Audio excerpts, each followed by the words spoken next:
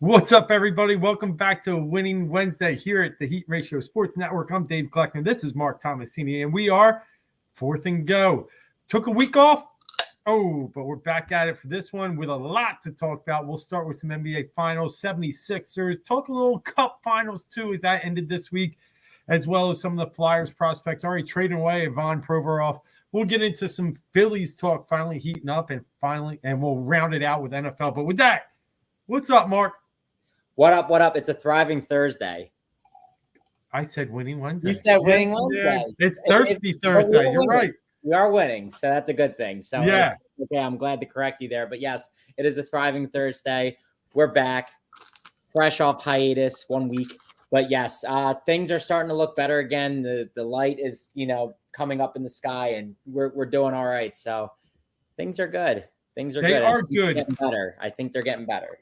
Phillies 7 games under 500. I don't know if that was exactly when we last talked, but it was darn close between then and just recently. And they got things going. I mean, the Mets was kind of like one of the low points, getting swept again by them. But since then, the Mets are just terrible and the Phillies are good. And that maybe the things just had to happen that way. Who knows? But we'll get into baseball talk in a minute here.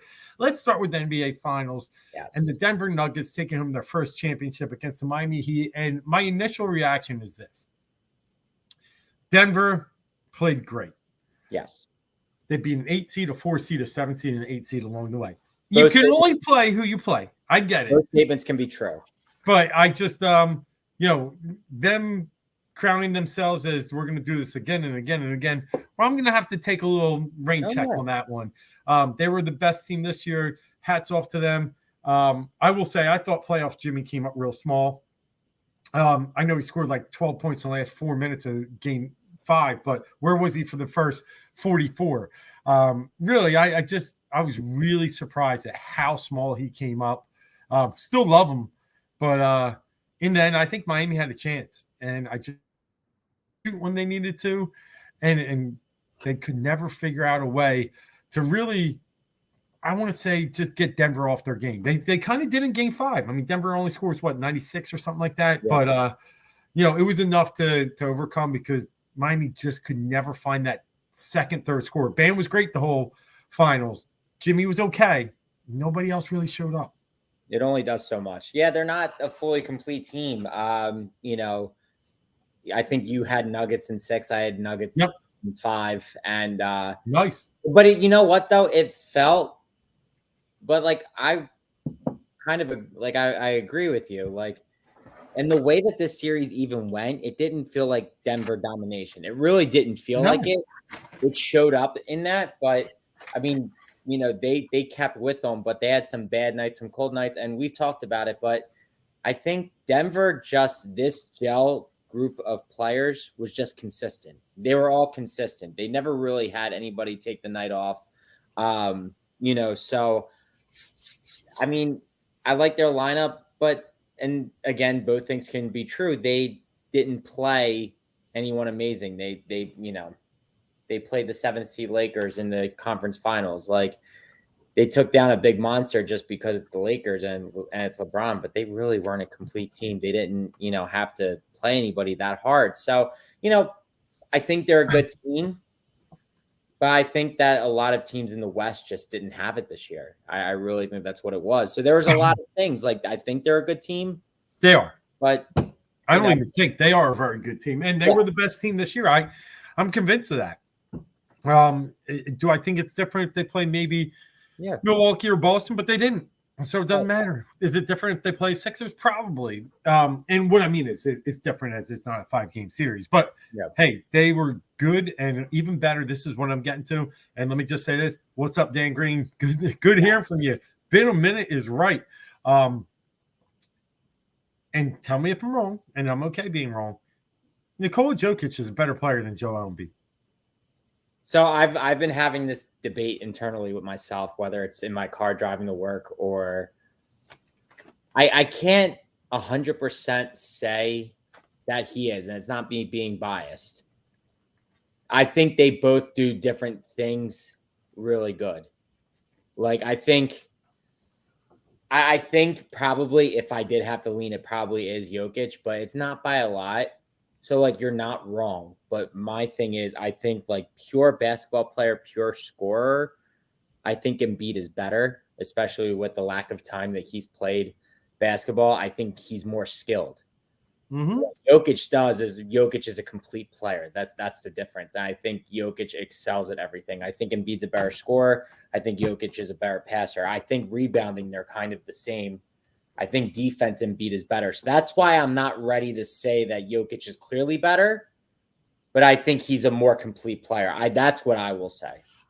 He's clearly better. And I'm one of the biggest Joel Embiid fans, and I'm gonna tell you why. There's no way Embiid wins the championship with that team. Okay. Nikola Jokic no, there's no shot he does because he needs the ball and he will never, ever sit there and facilitate the way that Jokic did. Not a chance. He would never make Jamal Murray, Aaron Gordon, and Porter Jr., Bruce Brown. He wouldn't make those guys better. He'd need the ball and stick with it for 20 seconds and then throw it at their feet. Listen, Embiid doesn't have that killer instinct to carry a team and win games. He does maybe for 1 day, 2 days, but for a whole season like that, that's the difference. You guys can say defense, I agree. You can say better pure scorer, I agree. You can say Embiid versus Jokic, put him head to head, Embiid would eat him alive, and he would. But he wouldn't win an NBA championship with that team, and that's why,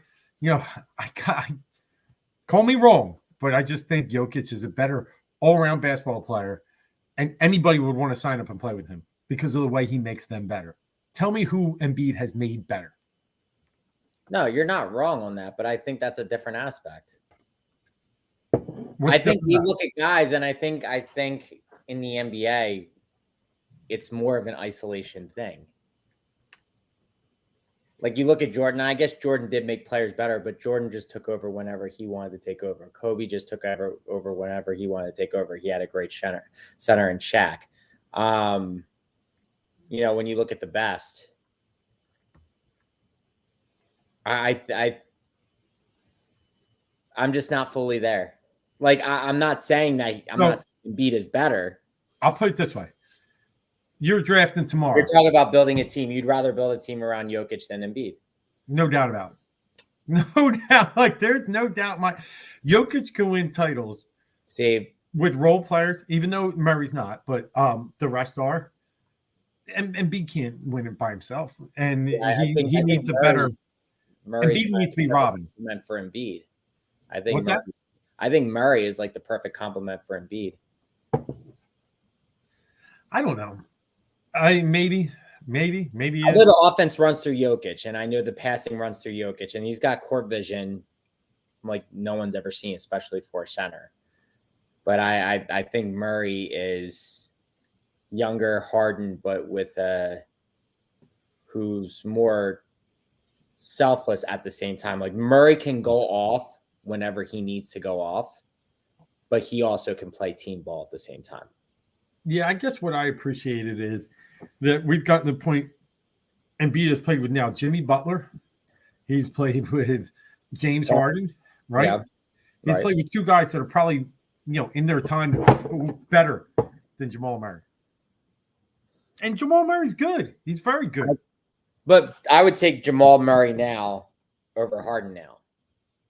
Yeah. That's not making excuses. And Jimmy Butler, they only got to do half a season. And I think there is this weird dynamic with the way that things were. I'm telling you, I thought this with Harden too. And the Sixers almost got there, but they just blew it.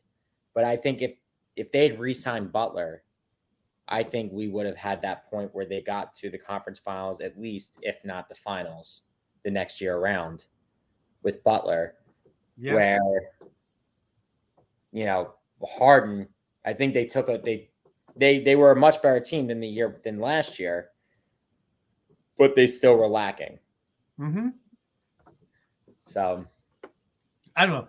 All I'm getting at is I'm glad that Embiid got his MVP. And over the last 3 years, they definitely should have probably gone 2-1 in any combo between the two. I'm good with it, right? Yeah. But I became much more of a fan of Jokic over these past 3 weeks, 4 weeks, and NBA. Yeah, and I think everybody has. I have too, because I used to not be able to stand it, and it really is like social media and the bias that everybody had against Embiid and the way that the Jokic, not even the Nuggets fan, the Jokic fans are, that divided everybody up so hard. But when you watch Jokic play, like it is different seeing Jokic play when Embiid's not playing, and you can appreciate the pure player that he is.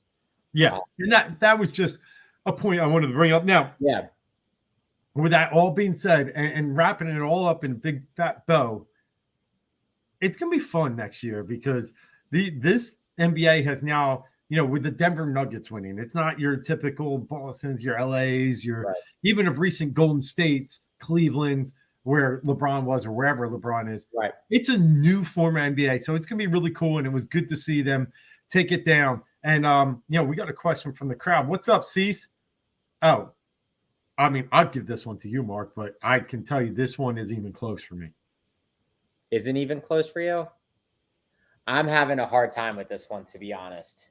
I think, like, Beal, the reason why I say probably you're kind of in a catch-22 either way. I think there's continuity right now with Embiid and Harden, but I know that Beal and Embiid have the same trainer. They have a good relationship, but Beal's contract is terrible. So that's the hard point. That's like, if it weren't about the contract, it would be Beal easily for me. And you let Maxey take a step forward and be the ball handler. But you look at, if you can get Harden to come back some way, not on a max deal, you got to go Harden. It's Beal by a country mile for me. It's exactly what you just said. Maxey becomes your untraditional point, like Jamal Murray is for the Denver Nuggets, by the way, not a true point guard. And now you open up this 2-guard kind of MPJ role, and you're starting to develop this kind of athletic. And, I'll go back to one point Dan had earlier. They had athletes. Now you start to build more athletes. Harden is not an athlete. He shot 20% inside the paint. He's, for all the better shape he got in, it's not going to be better from year to year to year, and especially when he gets that money. But age catches up. Father time catches up. Beal hasn't played anywhere with any chance to do anything. Add him to a team that wins. I just think the guy, and remember, he won in college, right? I'm pretty sure he was on those Florida teams. He was on the Florida team, Yeah, with I don't think he was with Noah. They had that second run with Horford, right? He was with the Horford spots. I think so. That sounds right.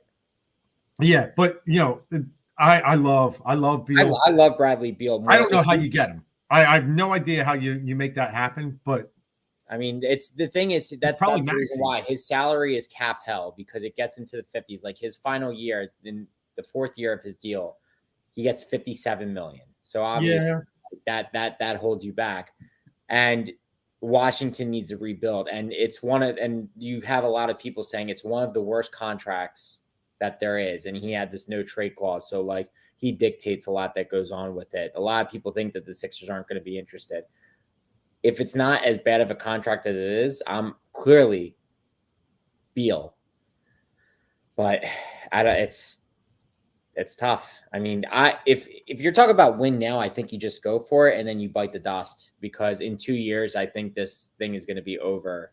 Yeah. So to me, it's not about Maxey at the end. You're going to be left with Maxey, but you might not be able to pay Maxey next year after that. But so technically, you can, right? And does that make the Wizards any better though? And that's only like, would they even take that? I know Tobias is off the books after next year, so does that make that attractive? Usually, a lot of teams. Only teams that are going to want Tobias are teams that are really at the floor of salary and that just need to, fill the books a little bit. But it's not the straight up. You're going to have to add more to it. And you would, right? Yeah. It's Jaden Springer. I guess Furkan. I didn't. But it's not Maxey, right? No, not Maxey. You don't have to do Maxey because they got new ownership. They want to turn this thing around. They want to flip it. It's not happening with Beal. They know that. They know it's not happening with Beal.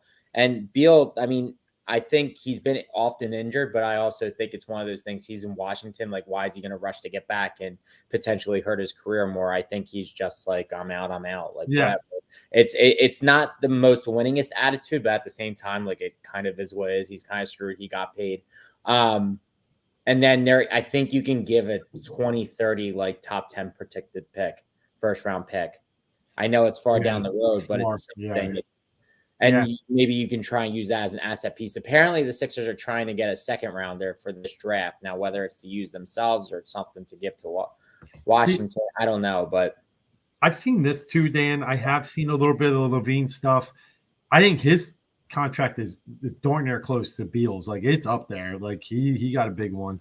But I think he's, 2 years away from free agency? Something like that. But I feel like Chicago can ask for more. I feel like we would have to sweeten it more for Chicago than for Beal. Only because Beal's crying that he wants out. Right. I think Beal's the better player. Yeah. But I like Levine. He's very athletic and athletic. But he's a mystery sometimes. He'll go and just disappear. Right. He's either flaming hot or he's ice cold. Yeah.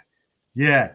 But yeah, I don't disagree. I think Levine would be interesting for sure. I'll take the only thing I don't like is I've seen a lot of Tobias for just bringing back nothing, just to shed his salary. But I don't know what they're spending that money on.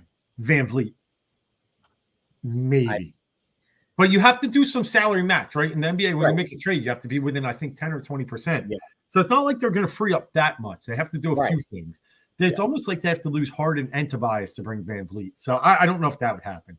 Yeah. Yeah. I like Van Vliet, by the way. I do too.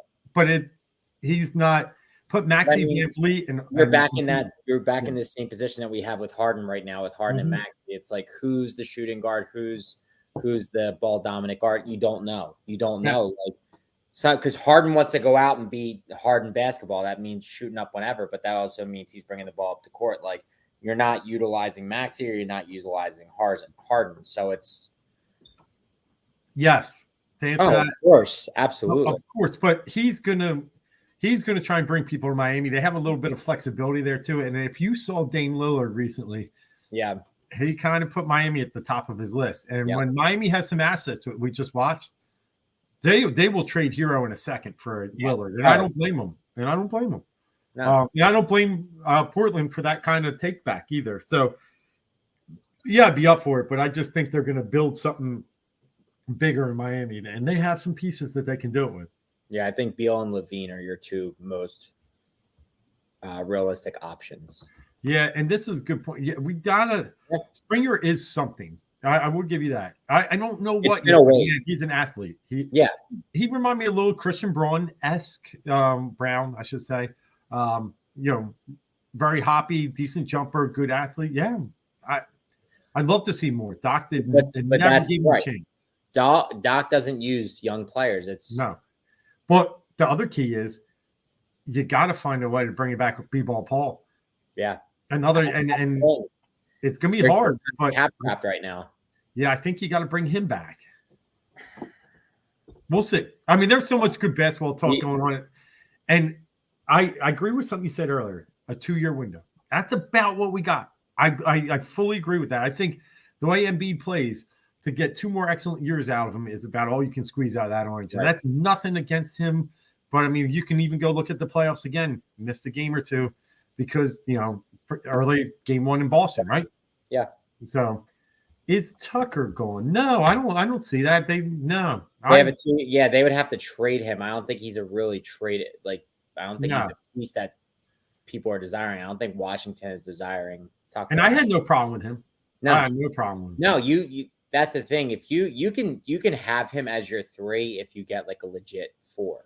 If you're able to move on from Tobias and get the likes of a Kyle Kuzma or something like that, you can do that. I mean, if you were to do some crazy trade with Washington that brings you back Beal and Kuzma, and Tobias is gone, so you have Maxey, Beal, Tucker, Kuzma, and Embiid. You're good. You're gold. You're gold. Yeah. That's what you might have to bring that B-ball just to make that trade. I don't know. We will have to see, but there are some options out there. And I know the one I didn't want to see come back, but I think he's definitely opting in will be Trez. I mean, the way his contract was set up, Montrez will probably come back. And that plugs a hole for B-ball if they do. And I know House is already option back, but that's fine. Maybe the only thing is, I think it's just going to be a wasted salary on Montrez. The thing about Nick Nurse is he will, based on your defensive effort, he will, pull you quick. And that's the thing. And that's where B-Ball Paul can shine with a guy like him. That's why I do hope that they can bring him back, because he hustles. Yeah. And that is a Nick Nurse staple. Yeah. And Nurse will also, he'll play you 48 minutes if you're hustling. Yeah. Yeah, he does. Siakam and Van Vliet, I think, were 2-3 in the league in minutes played. So, which I'm good with. I got no problem. It's about using your stars. I hate when they sit. I hate it.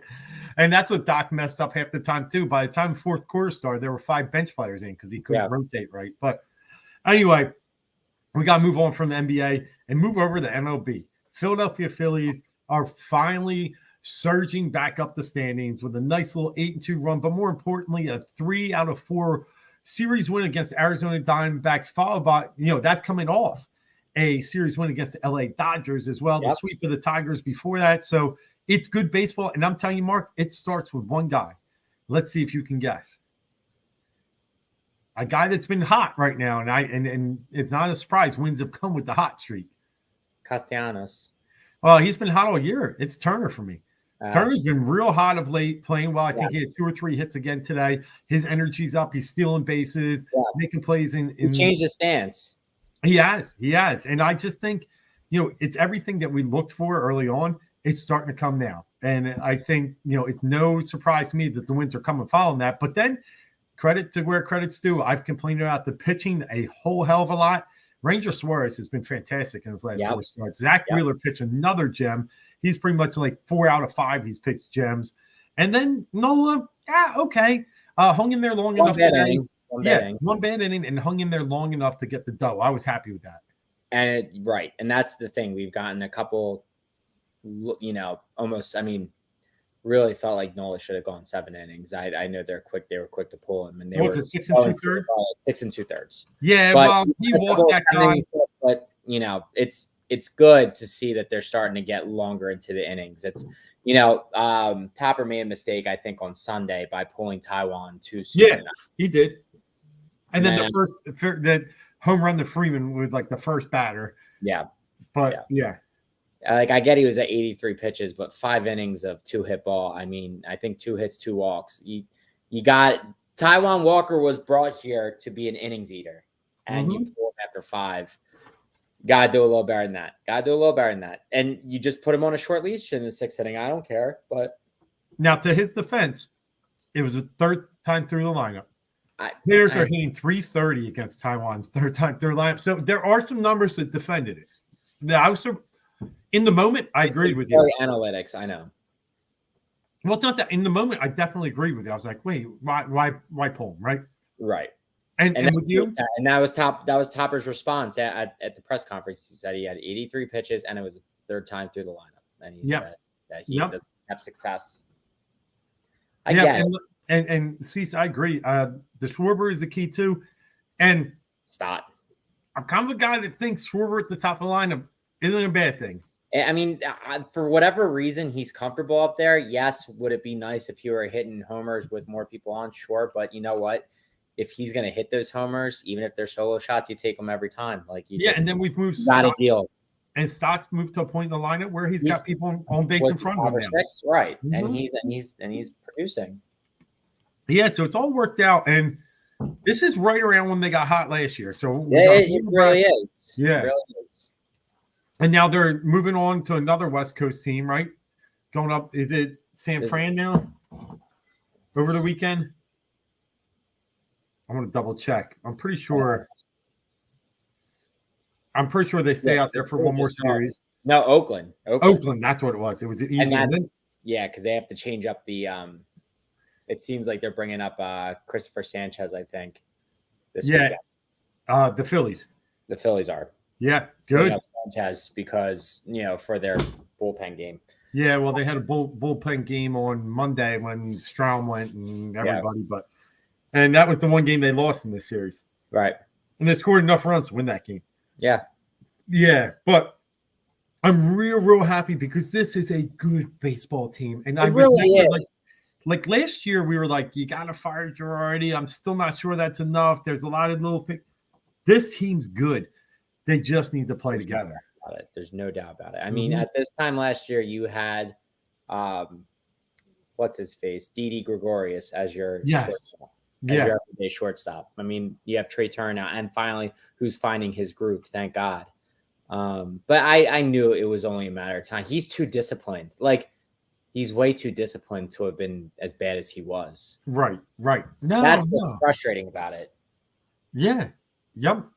No, it's good. And then the pitching, we knew, like, you put a little more money into it with Taijuan Walker. Obviously, that was the upgrade over Kyle Gibson. And we always thought Painter, and don't put this might be a blessing in disguise that he was hurt. And, you know, if he gets back up here in July, we got him through the playoffs, right? So, you just got to kind of get through a few of these things. And like you said, I want to see where we're at with Sanchez. I want to see them bring up McGarry. Yeah, he's probably closer than Mick. Yeah, I think so. Yeah. I think I want to see them for the time being bring up McGarry and then scour the market. I think in the beginning of July, you could probably find a fifth starter on a fair deal. Yeah, and this is the absolute truth. And we mentioned it earlier in the show. We just need to take care of them when we play them. Yeah, when they swept us, they went up like 3 games on us, and it was bad. We were bottom of the division. We fell below the Nationals, and then we played the Nationals, and we took care of them. And now we're like 9-2, 9-3, 9-2 in the last. Or they were what? Yeah, they're 9-2. I think they're 10-2 in the last 12 or something like that. We're 8-2, and they're 2-8 in the last 10. So it's easy as that, and then but you can extend it out. It's been a story of two, and you're right. And it's even great seeing Kellen sweating there, saying it's all in the players. I don't need to add anything. Yeah, when you sign a 41-year-old pitcher and you think that's the answer to your problem. Now, you look out there, you might have made the right move that DeGrom went out and blew his arm again. But in the end, you subbed it in for a 41-year-old whose ERA is north of 5 now. Right. I'm just loving it. I'm loving every second of it. Alonso gets hurt after talking all this trash. It's good to see them be a dumpster fire. But you're right. Long season. And we got to take care of them when we play them because I'm tired of losing them. Yeah. No, it's bad. And you can easily just shape up here. I mean, you're 3 games behind the Marlins. It's funny. I'm looking at the run differentials. The Phillies have a -20 run differential where the Marlins are a -30 and they're 3 games ahead of us. I mean, really, it just comes to the fifth starter games. That's what it is. Mm-hmm. Just imagine if we had a half decent fifth starter. And it's not even like Bailey faltered. He pitched well for us last year, but I think he got exposed. But if you had somebody just, because he was 0-7, I think, just imagine. And I think they've lost most of their, fifth day pitcher starts. They win half of those there. I mean, they're, 3 or 4 games behind Atlanta. I think Falter, it was like 0-7 at one point or something. Mm-hmm. Like, right. And even these bullpen games, they're losing all their bullpen games. It's bad. But I might be at a Mets game. I'll let you know. But that series coming up next weekend is going to be a whole lot of fun. The Phillies are now once again a whole lot of fun. And I will end with this one. The Phillies, as they, we're getting through the Dodgers series. Harper looked around at one point. He's like, 44,000. It's like we brought in 40-some thousand against the Tigers before this series. He just knows if you play well here, if you start to, get some momentum going, that place is going to be packed every single night. And that's what they want to play in front of. So they have that added momentum. They have that added kind of motivation, I should say, to play well because they know we'll pack it. So I'm glad the players notice those things. You know what Harper said today? So, there's been all of this stuff about, Oakland moving to Las Vegas. And obviously, Harper's a Vegas kid, Stott's a Vegas kid. So they, asked them their thoughts about the MLB bringing a team over to Vegas. And they were like saying like, oh, would you ever, want to play for, your hometown? He goes, I hope I die in a Phillies jersey. He goes, if I'm playing in Vegas, something went terribly wrong here, whether it's pandering or not. Like the fact I don't think it is. Your star player. No, and I agree. I think he committed. I think when he was going through his free agency, he was like, well, I mean, obviously, clearly, with the no trade clause, you already like cemented yourself. Yeah. But it's just a big confidence boost to everyone around you. And it's a big sigh of relief. Like just having your star player just say, I want to die in a Phillies jersey. Like, I don't care. Like, he's fully bought in. He had no reason to buy in, but he did. Yep. And I think it's great. It's good mojo or good juju for the team moving forward in the next 15 years. And to be honest, he's saying the right thing about Oakland moving to Vegas. Like the Vegas Knights, who we'll get to in a second here, we're an expansion team. So team like the locals. Right. It wasn't somebody else's team. Yeah. He's like give Vegas their own team. Don't bring Oakland. Team. Yeah. Yeah. And he's right. I do think he's right now. Granted, I don't think Oakland can maintain a team. Like San Fran, Oakland can't maintain two teams. They just can't.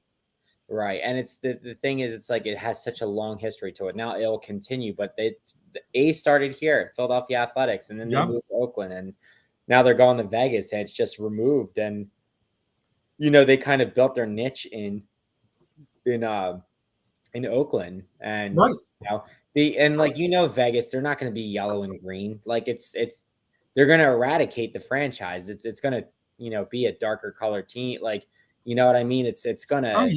It's not going to be the Oakland Athletics. Now, have the Athletics been a train wreck lately? Absolutely. Yeah.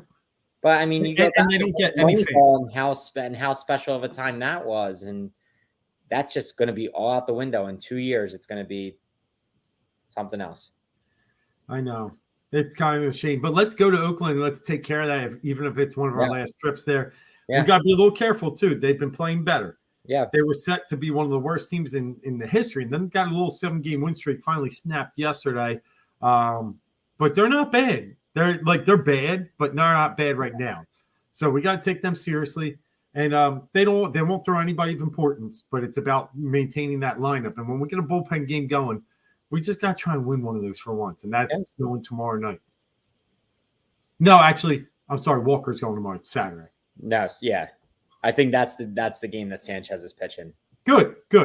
I'll be excited to see that. So with that said, let's move over and let's transition to the NHL playoffs. Did you catch any of that Stanley Cup final? I actually did catch it here and there. I think it was just, to me, like we talked about, because I think both series went 5 games, and we talked about both Florida teams being in it. It felt like the Heat were in that series, even though it was only 5 games. This other series, I think Vegas just had their number up and down. And I think so to me, it just like every time that I tune at, now I wasn't watching the whole games, but like just when I checked in, like one of the games, it was like 6-1 or 6-0. Like Vegas was just dominating. And I think things just got really chippy. What was that at the end of game 3? It was 4. Or 4. Yeah, I watched that whole game. Really they won 4-3. Yeah. And that's when some brawls broke out. And that was the series. Mm-hmm. Unfortunately, Florida, I think, got down. Maybe the score's 3-2. I take it back. Got down 3-0, fought back with 2 goals. And they came back. Right. And they just had so many chances. That way. Yeah, they had one with a second left, and they couldn't get it. And that was it. That kind of was it. And that rolled over in the game 5, where Vegas just steamrolled them 9-3. So I'm with you. It was, and Cisa saying too, total domination. Yes, but if somehow, some way, Florida was able to chip away that game 4, like they won game 3, they were close in game 1. I find both series pretty similar, that the better team won and the better team won with margin. So hats off to the Vegas Knights though. But what pisses me off, and probably you can say this too, 74. Flyers haven't won a Stanley Cup since 1974. One of the premier teams in the league. 75. Give them that credit. Okay, 74-75 season. And we're sitting here starving almost 50 years later, and this team did it in 6 years. I get it. I do get it. But at the same time, like, I feel like when you're an expansion team, like, and if things go right, you can win pretty quickly. Like, I get it. No, and I think the Flyers definitely screwed themselves. But, like, one of my friends said that argument, like, oh, we haven't won a championship in hockey since 75. And, Vegas, was born yesterday and they're already winning a championship. But the Flyers do it to themselves. Absolutely, for sure. Yeah. But I think if you do the expansion thing right, it happens. Well, I guess I agree, but my point being is more.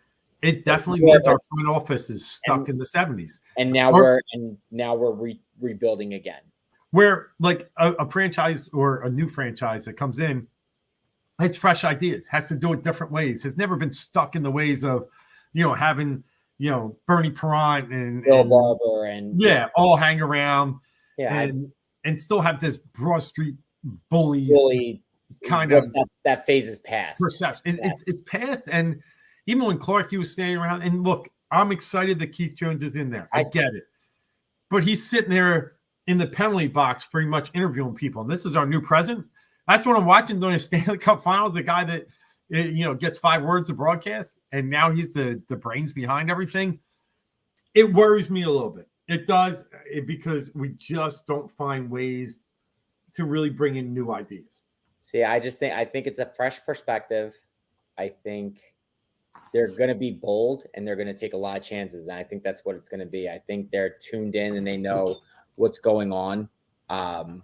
They have a sense of the fan base, and they've bought into just rebuilding and scrapping it. And I think that there's been so many of the past regimes have been wanting to be like, we're that close, let's not tear it apart, where they're going essentially full tank mode without going full tank mode. They're tearing it up again. And I think that's what's been needed to be done for a while. I agree with that. I think the fact that they traded Provorov when they did, I like Provorov, and I think his issue was he had to play so many minutes, and really Miskinen was his best line mate, and it doesn't really say much. Miskinen was good, but he's older and he retired a year early, and things were weird with that. But I think I think they know that they have to get rid of their assets now and just try and build. Yeah, no, I get it. I just hope one of the assets they're not going to get rid of is Carter Hart. And I heard they're going to entertain offers, but for every single year that I had to hear we're one goalie away, now we have that goalie and we don't have the team. I know, but I remember back when Salomon was on this podcast, he obviously huge Flyers fan. And he wasn't as big on bringing Carter Hart up too soon. I was always like, we need to do it. We need to bring him up, and we need to see what he has. Looking at it now, it's a different scenario, what we have with this team. And I think we're wasting him if we don't try and get as many assets as we can out of him. And it's unfortunate. I just don't think that the timeline is going to sync up to where we're going to need that goalie. I think he's getting torn apart without having a defense in front of him. Yeah, see, I'm not on that page. You just watched Bobrovsky in another Stanley Cup, a Flyer in a Stanley Cup final. What's Bob? He's probably about 34 right now. Mm-hmm. Carter Hart's 25? But he's not going to be content being here though for a whole entire rebuild. I think and I know hockey's different. They're not usually like basketball players who are they're rebuilding. I'm out. Or football. It's 24. You're telling me not in the next 10 years we won't have a chance with the team? Do you think an elite goalie is going to want to stay here for 10 years? If the money's right. I don't know. I mean, I know hockey's different, but I feel like you get fed up at some point. If it's just target practice on you, it's been target practice on him. I mean, Lundqvist stayed forever in New York until they finally made a finals. Now you see him on TV doing the announcements. A lot of goalies have stayed their time. I hear you if the assets are good, but we're back at square one. I have no faith that they can find a goalie on their own. I don't know. I just think we got to try and build around him rather than tear him down. I mean, I haven't seen this guy play, but this kid from Russia, they obviously have high hopes for. And that's my point, Cease. I mean, you got to have a good, but even if you have a good one in mind, like we had Bobrovsky, they're very temperamental. At least we know with Hart what we got, and then we know how to build his confidence up. There's been too many times we've had a good one here and we've let him go, but Yeah, we'll see. I mean, the Flyers have a lot of moves to make, and like you already said, Provorov was one that I'm okay with. I'm like you. I like Provorov a lot, but it wasn't gonna. That definitely was not lining up. Like he's a little longer in the tooth, and it's not as detrimental of a position as a goalie. So I get it. Like I agree. If I had to choose between keeping one or the other, I think you get more back for Hart. But if you can build a team sooner than later, sure. But I think you have to explore all your options. If somebody's really willing to, back up the Brinks truck to you for him, you do it. And then the point of Leclerc coming with Sharp. Now you got Briere and Keith Jones. So you just got all old Flyers. They've never won a cup. They're trying to build a team. Okay, great. Anyway, that's what they do here. But over to 5 minutes left. Let's rock and roll and hit the four sport to really hit that tagline of Philly 4 for 4. And that's the Philadelphia Eagles. And the Eagles, not a ton of news going around right now just because they're starting to, get out of their OTAs and just get rested up for training camp coming up in July. But a few things that we're seeing out there right now is that some of the young kids are opening eyes. I think and the guys they drafted are making some noise on this team already, which I think is a good thing for the Eagles. Yeah, I mean, from what we've been told, obviously we haven't actually seen it, but Jalen Carter, I mean, his athleticism, his measurables, they're off the charts, and it shows. Nolan Smith is looking. You've seen video of Nolan Smith just look like it. He's Hassan Reddick Jr. He is super fast, gets under quick. He does that, swift move where he can just get around, and again, we'll see what happens when it comes to actual play, but he can move pretty quick. And then, was it Sidney Brown? I mean, exactly. Like starting safety material. Yeah. They're not, there's a lot of people in, like, when it comes to the beat writers for the Eagles who still think that they're making a move for a linebacker at some point. Yeah. And they could be. And obviously there's a talks of Budda Baker and stuff like that, but the fact that Sidney Brown might be a guy, that would be humongous if they get on the second or third round safety. He was third, I thought. Third, yeah. Yeah.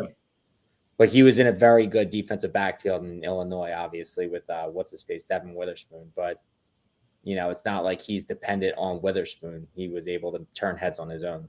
Right. Yeah. No, I think what I'm hearing is all good. This team is starting to round out to something that's very similar to last year from a depth perspective. Yes. We lost a lot of free agents in the offseason. We brought some back, obviously, but not as many. We didn't lose as many as I thought we were going to. That's what I was getting at.